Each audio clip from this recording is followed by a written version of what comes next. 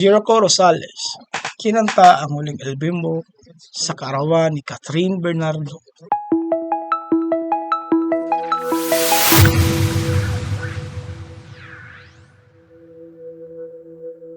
Kinantahan ni Jericho Rosales ng huling album mo ng Eraserheads, si Catherine Bernardo at ang kanyang mga bisita sa kanyang kaarawan sa Palawan.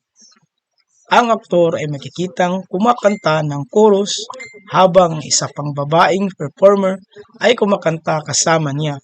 Sa isang video na tila ibinahagi ng isa sa mga bisita at na-repost ng fan account na This Isn't Play sa TikTok noong Miyerkules, Marso 27. Ang clip ay mayroon ding caption na Happy Birthday Catherine. Lumilitaw na nangyari ang pagganap ni Rosales sa beach party ni Bernardo pagkatapos ng kanyang yachty party. Ang iba pang nakiisa sa saya ay ang Hello Love Goodbye co-stars ng actress na sina Alden Richards, Maymay Entrata, Kakay Bautista at Lovely Abilia.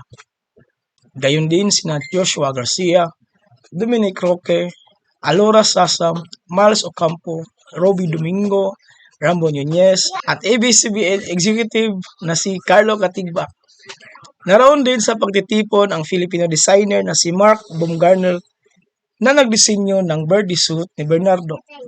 Habang binabati niya ang aktres, inilarawan ni Baumgartner na ang birthday party ni Catherine ay ang pinaka-epikong selebrasyon kailanman, na ipinahayag din ni Baumgartner na hindi pa niya nakita si Catherine na ganito kasaya at puno ng buhay.